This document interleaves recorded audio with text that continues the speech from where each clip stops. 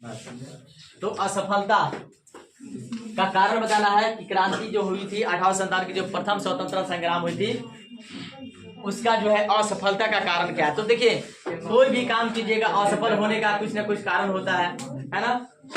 कोई भी चीज अच्छा से मैनेज नहीं कीजिएगा तो क्या होगा, असफल होगा।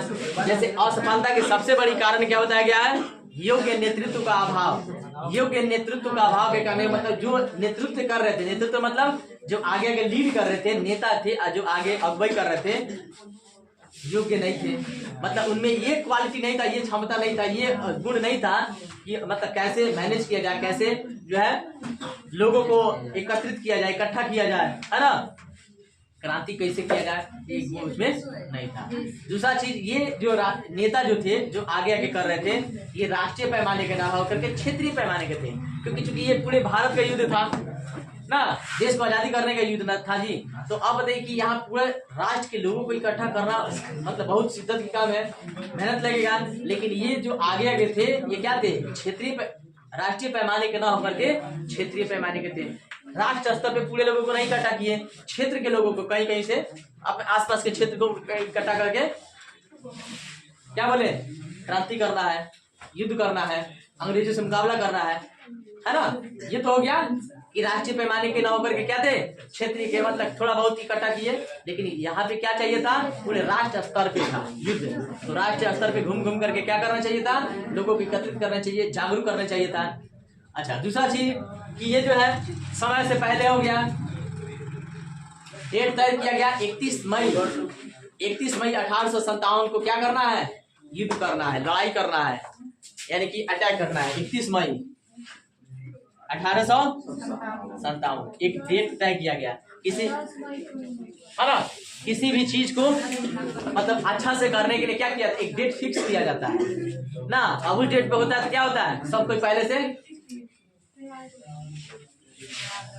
पहले से क्या होते हैं, तैयार हो चुके रहते हैं कि हमको इस डेट में यहाँ जाना है, या ये फंक्शन है, घर भी कोई फंक्शन होता है तो डेट तय हो जाता है। तो पहले से सारा व्यवस्था लोग कर लेते हैं और पूरा बढ़िया से होता है, फिटनेस होता है।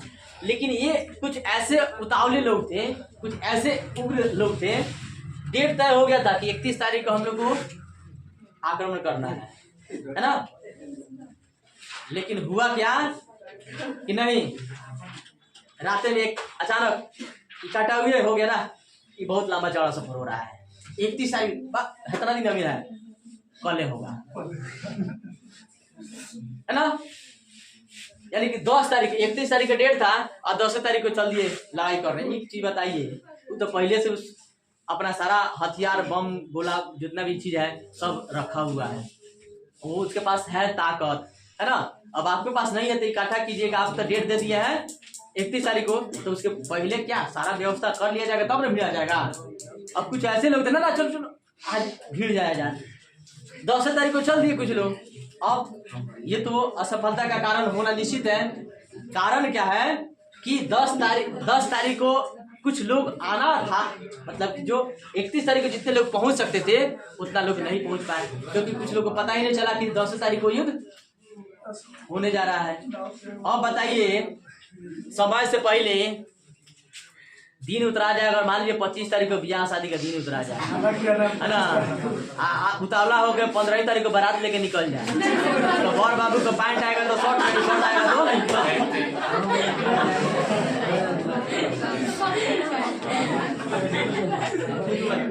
ना सफल होगा। दर्जी को पता है 25 तारीख को ब्याह है, तो 20 तारीख को 20-22 तारीख को अपना शर्ट पैंट रेडी करके देगा, असफल होगा कि नहीं।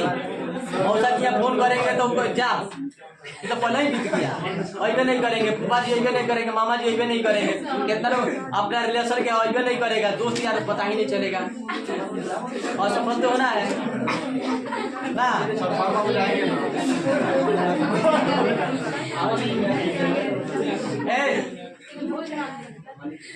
तो क्या होगा, अच्छा खाली भोज भात खा आ जाएगी।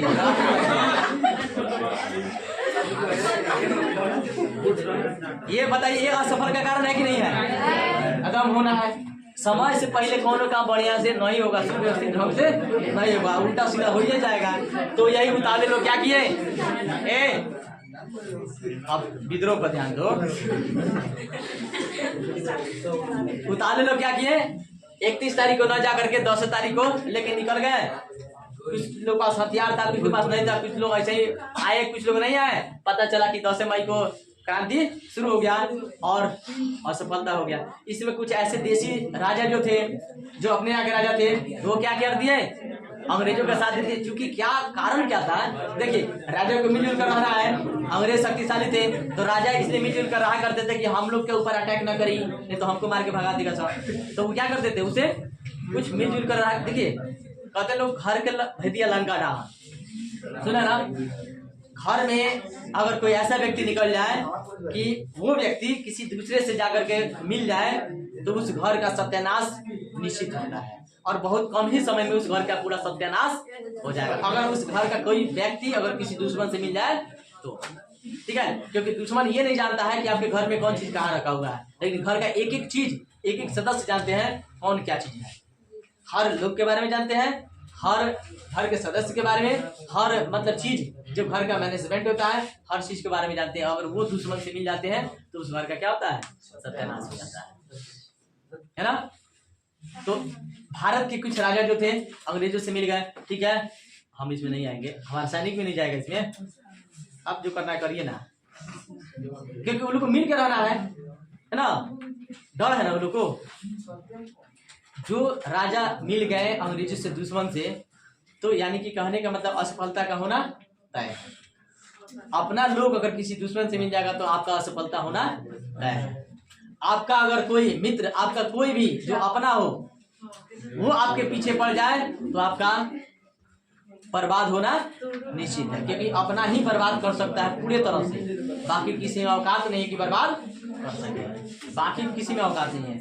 जब बर्बाद करेगा तो कौन करेगा, अपना ही। आपका खूब जो परम होगा, क्योंकि आप ये हर एक एक कमी को जान गया है, आप एक एक कमी को पहचान लिया है और वही कमी पकड़ पकड़ के आप ये वार करते रहेंगे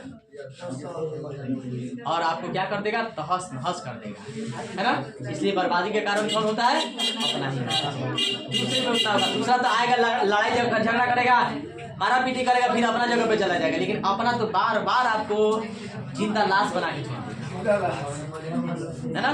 तो अपनों से सतर्क, है ना। वैसे व्यक्ति जो धोखाधड़ी वाले हैं तो उसे अपना ही तो क्या है, उसे 100 गज की दूरी बना के रखिए, है ना। हाँ, कोरोना था तो 2 गज की दूरी काफी था, लेकिन ऐसे अगर आस्तीन का सांप है, आस्तीन का सांप मतलब आस्तीन का अगर सांप है तो उसे 100 गज की दूरी बना के रहिए, बेहतर होगा भविष्य के लिए, ठीक है। समझ में आया असफलता हो गया। तो ये 1857 की क्रांति जो है सिपाही विद्रोह, 1857 की क्रांति है सिपाही विद्रोह के सैनिक कारण बताना है। तो सैनिकों के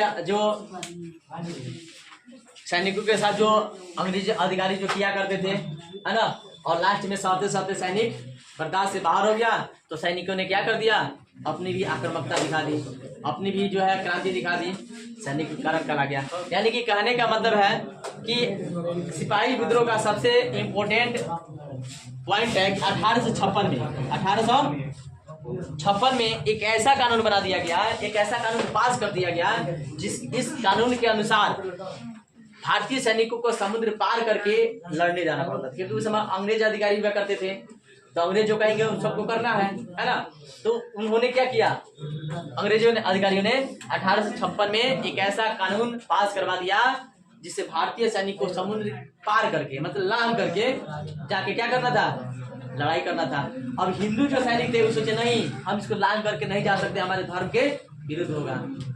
अब इन लोग के मन में क्या हो रहा था, अंग्रेजों के प्रति द्वेष पैदा हो रहा था कि हमारे धर्म के खिलाफ जा रहा है, हमारे धर्म के विरुद्ध जा रहा है ना, यानी कि लांघ करके हम लोग नहीं जा सकते हैं। तो मन मुटाव था कि हमको जबरदस्ती भेजा जा रहा है जबकि हमारे धर्म के विरुद्ध है। तो सैनिकों में क्या था, असंतोष फैला हुआ था, यानी कि द्वेष था, है ना, उसके प्रति। आगे करा है परेड के समय, जब परेड होता था, सैनिक का परेड होता है, सुबह में होता है परेड, है ना। तो परेड के समय भारतीय सैनिकों के साथ अभद्र व्यवहार किया जाता था। अभद्र व्यवहार करने का मतलब कि अगर अंग्रेज सैनिक लेट से आए फील्ड में कोई बात नहीं है, ठीक है, लेकिन भारतीय सैनिक जैसे भी थोड़ा सा लेट हुआ, 1 मिनट लेट हुआ, बस बंदूक उठवाओ, पूरे फील्ड का चक्कर लगाओ। 3rd डिग्री की सजा दिया जाता था, फ्रॉक जंप करवाया जाता था, है ना, अनेक प्रकार की सजा दिया जाता था, जिससे भारतीय में असंतोष था ना। हम आ रहे हैं लेट से तो हमको सजा मिल रहा है, लेकिन वही अगर ये लोग आ रहे हैं, अंग्रेज आ रहे हैं, तो इन लोग को कोई फर्क नहीं पड़ रहा है, यानी कि लोग अपना पक्ष ले रहा है और हम लोग के साथ भेदभाव रहा है, अन्याय कर रहा है। तो इस बात को लेकर के अब एक ही काम के लिए ना, एक ही काम के लिए अगर 2 तरह के अगर नियम कानून लगाया जाए तो जाहिर सी बात है एक को आपत्ति होगा ना। तो भारतीय को क्या हुआ, आपत्ति हो रहा था। दिक्कत की बात है कि उसको कुछ नहीं सजा मिल रहा है परेड में, और भारतीय को अभद्र व्यवहार, तरह तरह की बातें, है ना, सजा मिल रहा है। तो उसमें जाहिर सी बात है क्या होगा, असंतोष होगा, है ना। और उसके बाद कह रहा है कि भारतीय सैनिकों को अंग्रेजों की अपेक्षा कम वेतन दिया जाता था। एक ही काम के लिए सैनिक एक ही है, डिपार्ट एक ही है, लेकिन उसको 15,000, भारतीय को 10,000। तब तो गुस्सा आएगा कि ना करेगा। क्या सोचा मन में, अच्छा ठीक है तुम्हारा चलती चल रहा है कोई बात नहीं, लेकिन जिस दिन मेरा समय आएगा उस दिन देखना तुम्हारा क्या हाल करेंगे। मन में तो होगा ना जी, द्वेष तो पैदा होगा, क्योंकि उसको 15,000 मिल रहा है, भारतीय को 10,000 मिल रहा है। एक काम हुआ, एक ही करना है। मन में तरह तरह की भावनाएं, ये ठीक है कोई बात नहीं है, आने वाले समय में हम लोग भी अपना दिखा देंगे कि हम क्या चीज है, ठीक है। सब बातों को इकट्ठा कर रहे थे, धीरे धीरे मन में मतलब आग बबूला हो रहे थे ना। और तो और अंग्रेज अधिकारी जो थे, अंग्रेज अधिकारी भारतीय सैनिक के सामने उनकी सभ्यता और संस्कृति का मजाक उड़ाया करते थे, है ना। जितने भी अंग्रेज थे, यानी कि अंग्रेज सूट बूट, वो तो शुरू से सबका आदत है ना, सूट बूट में रहना, और भारतीय का सभ्यता संस्कृति, धोती कुर्ता मर्दानी, है ना, चिढ़ाते थे, मजाक उड़ाते थे, है ना। और इस देखिए, सैनिक सब कुछ बर्दाश्त कर सकता है, लेकिन अपने देश की आन बान शान का जो गौरव होता है, जो बात होती है, वो अगर किसी को मतलब कोई जो है अपमान कर रहा है तो सैनिक बर्दाश्त नहीं कर सकता है। तो हम अपने देश की, है ना, सैनिक जो है, मैंने भारतीय सैनिक थे, तो इन लोग के सामने सभ्यता संस्कृति का मजाक उड़ाया करता था, और भारतीय सैनिक इसको तो बर्दाश्त नहीं कर सकता है ना। किसी भी सैनिक के सामने अगर उसका मजाक उड़ाइएगा उसके देश का, क्योंकि सैनिक क्यों बना है जी, देश की रक्षा करने के लिए। जब खुद दूसरा को उसके सामने मजाक उड़ाएगा और वो अगर नहीं कुछ एक्शन लेता है तो उसको सैनिक होने का कोई अधिकार नहीं होता। सैनिक के साथ साथ कहने का मतलब है, सैनिक वही होता है जो अपने देश के सम्मान के लिए हर चीज हमेशा तत्पर रहता है, और उसके साथ साथ नागरिक को भी होना चाहिए। जैसे हम लोग सैनिक नहीं है, हम लोग के सामने हमारे अगर सभ्यता संस्कृति का कोई मजाक उड़ाएगा तो हम लोग बर्दाश्त करेंगे नहीं कर सकते, क्योंकि हम लोग का अपना एक देश क्या है, एक घर है, और हम लोग पूरे देश यानी कि घर, सब कोई अपने घर, इस घर समझेगा, अपना समझेगा, तो अपने मतलब कि अपने सभ्यता संस्कृति का कोई मजाक बर्दाश्त नहीं कर सकता है, ठीक है। तो इन लोगों ने क्या किया, जब सिचुएशन हुआ भारतीय सैनिक के साथ, एक अनेक बात सब सहते गए, लेकिन लास्ट में देखे कि हमारे हर चीज का मजाक उड़ाया जा रहा है, हर चीज से हमको प्रताड़ित किया जा रहा है, तो हम कितना दिन बर्दाश्त करेंगे, कितना दिन सहेंगे। और लास्ट में क्या हुआ, सैनिक विद्रोह, सिपाही विद्रोह गया, ठीक है। सहते जब बर्दाश्त से बाहर हो गया तो क्या हुआ, किसी चीज का क्या होता है, एक हद होता है।